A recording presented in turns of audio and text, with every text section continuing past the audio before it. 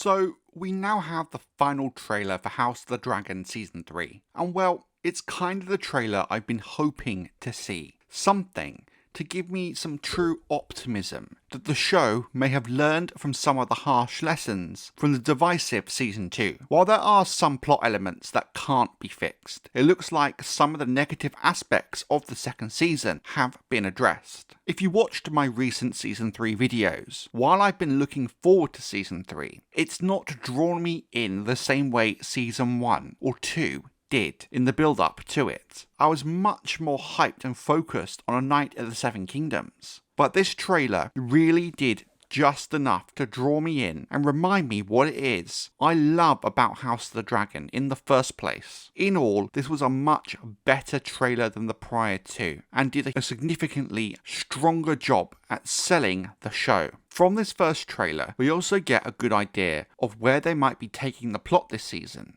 and some things I've seen are surprisingly positive. These first few shots here, we have Daemon fighting at what I assume is Tumbleton, given the amount of dragon flame. At first I thought it could have been the fish feed, but there shouldn't be any dragons there. While I'm one of the very few who enjoyed Daemon's Harrenhal trips in Season 2 because of the deeper lore implications, I can understand why Ryan Condal is giving him a much more active role in the story than even his book counterpart in Season 3. My only gripe is it makes very little sense to me that given the context of Tumbleton and what happens there, why Daemon is fighting on foot and not on Dragonback, and how he's even going to get out of there alive. The Battle of the Gullet, which should have been the ending for Season 2, is looking very promising. You can tell that HBO have spent a hell of a lot of money on this, and the fall of King's Landing. Sea battles are expensive to shoot. Dragons are expensive to create using CGI. Put the two together, you have what becomes a money pit. I know a lot more casual fans and the general audience complained that there was a lack of action in Season 2, given that Season 1's ending promised all-out war. Hopefully this kind of thing is what they've been waiting for. There are some shots later on in the trailer that show the scale of the battle, the ships burning and Jace on Dragonback, that really attest to the sheer scale they've gone for with the Gullet. Just a quick thing here, I adored this very specific shot of the dragons above the Red Keep. It's like it's been pulled right from the art from the Rise of the Dragon lorebook. Also, Alicent's voiceover with Aemond here is confusing me slightly. After the deal she made with Rhaenyra at the end of Season 2, is she really flip-flopping around already? I guess maybe once she realises Aegon is gone and her plan has gone to shit, that she now suddenly doesn't want her sons to be murdered. As much as I hate what they've done to Alicent's character in the show, I hope this is just some misdirection in the trailer. I hope they own the decision to have her betray her sons, and try and keep her character consistent. This shot of the Hightower army is really cool. We get a really good look at Daeron Targaryen's dragon, Tessarion. Now, I love how in the books, how unique and vibrant the colourings of the dragons are. So it's nice to see another dragon in the HBO shows with true colour to it. That isn't just a very low-key and muddy colour. Now, I can't quite make out the dragon behind Daemon in the reverse shot here, but the wing shape, to me, does look a bit like it could be Sheepstealer. Let me know in the comments if you have a clearer idea of who it could be, because I can't see it making sense having Rhaenyra and Sheepstealer at Tumbleton. It makes even less sense than Daemon being there, to be honest. Now there's this sequence here which I think is really cool. We have Rhaenyra and Daemon in the Red Keep, as Daemon finishes off some guardsmen. It looks like he's soloed all 6. But the reason this shot works so well is because the voiceover of Rhaenyra talking about the rest of the city falling without further bloodshed. I just love the imagery. I also really love this shot of Rhaenyra and the dragon seeds in the courtyard, given where the story goes. It's interesting to see how they're going to play their relationship with Rhaenyra, but what I'm really interested in seeing is how Daemon is going to interact with them, given he will be with them at Tumbleton. I have a feeling he's not going to be wholly thrilled with the very concept of the dragon seeds. At least I don't think the show version, where Nettles doesn't exist, is going to be their biggest fan.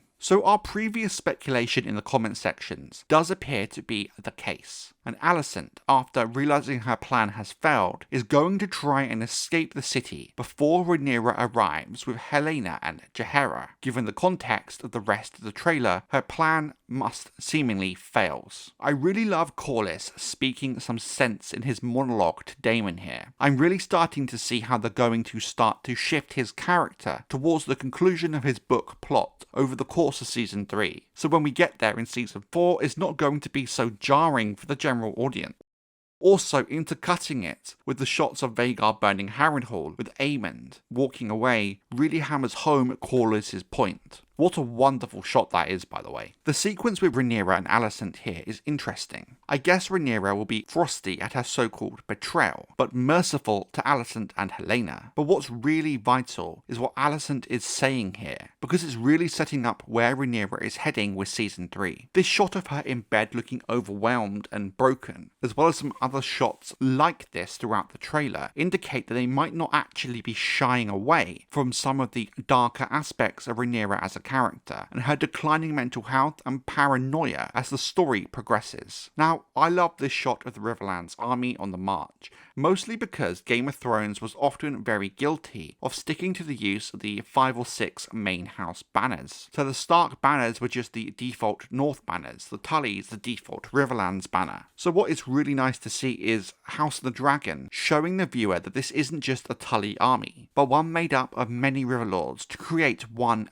big army. Seeing the Blackwood and Bracken banner with the Tullys just really stood out to me and makes it more visually interesting. I guess Game of Thrones simplified the banner situation so general audiences and maybe fans not so deep into the lore can clearly tell who is who and who's on what side. Ormund Hightower's voiceover as Rhaenyra walks King's Landing to me suggests there will be some kind of green insurgency within the city, fueling the anti-Rhaenyra view. Don't get me wrong, Rhaenyra's own choices fuel a lot of the small folk resentment towards her, but I don't see a world in which Ryan Condal is willing to make Rhaenyra 100% responsible for anything negative she does. So I guess this middle ground is where it's only partly on her is the best we're going to get, and frankly more than I thought we would get. I did think Condal was 100% going to whitewash her character, so I'm happy we're at least going to get some aspects of her darker side, even if she doesn't go full Maegor with teats. God, I can already see the post-episode interviews with Condal saying it was all propaganda. This shot of the shadow of a dragon in what I'm guessing could be the Vale stood out to me because the shadow looks a lot like Caraxes.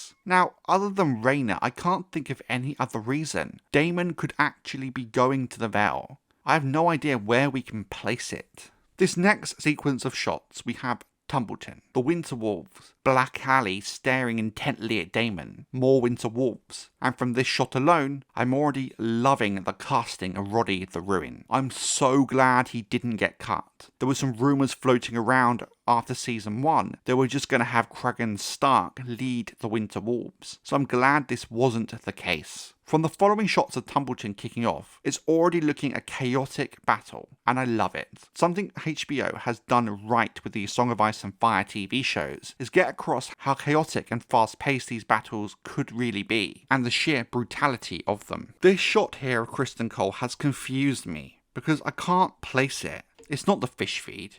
It can't be Tumbleton, so unless it's a really minor battle they've added in, the only other thing it could be, I guess, is the Butcher's Ball. But given the context of what the Butcher's Ball is, that wouldn't really make sense either. I'm guessing this is something they've added to really develop the kind of PTSD storyline they've slowly been setting up with Criston. I don't think he's going to develop full-on PTSD, but by the end of the story, I think he's going to be left very hollow and jaded. This shot of Rhaenyra very distressed is very compelling and supports this idea we may get to see a darker side of her this season. The issue is I just can't place it. The background, while out of focus, looks more like Dragonstone than the Red Keep. And so if that were the case, this would be prior to the Gullet. I'm unsure what this could be about, or maybe the Aegon the Younger Viserys storyline might be closer to the book version than we first thought. So I'm not sure really how this is going to work. Now, this shot here is a huge deal for me personally, as a fan of the deep lore of A Song of Ice and Fire. I'm going to give a spoiler warning for this section, because I've tried to keep the rest of this video quite vague in terms of the bigger plot, but I really want to talk about this in detail. This looks like it could be Aemond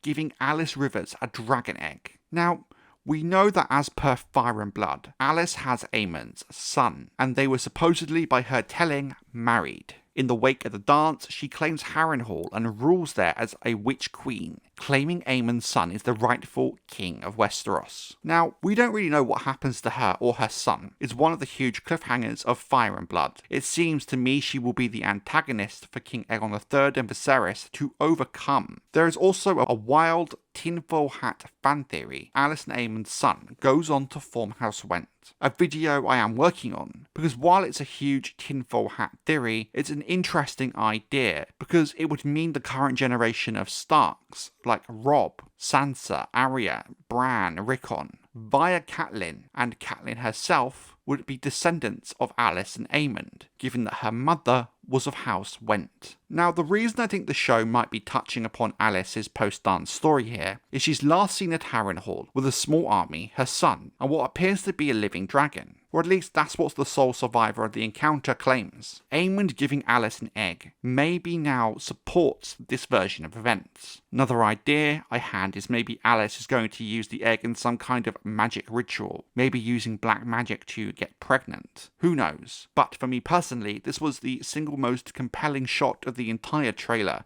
Seeing Aegon in the woods here is interesting. His story this season is going to be nearly totally original, given he does very little during this part of Fire and Blood, as he's, well, missing, and no one knows where he is, with that reveal not coming till right towards the end of the story. But it seems he has a side quest to get to Rook's Rest and reclaim Sunfire, and metaphorically reclaim his identity. This shot of Alicent at Harrenhal also really jumped out at me. Now, I don't think this is going to be a vision of Aemond, as some people are suggesting, given the physical disgust and discomfort about where she is. Whatever is happening here, I really hope this doesn't lean towards more Alicent and Criston Cole. We had enough of that in Season 2. Now, I'm not sure what battle this is supposed to be here. It looks like the Riverlands, but clearly it's not the Red Fork or Fishfeed. Could this be Acorn Hall or an original battle, the one that we could be seeing Criston a part of earlier in the trailer? For some reason, I really liked this last shot of Rhaenyra with Alicent's voiceover. She looks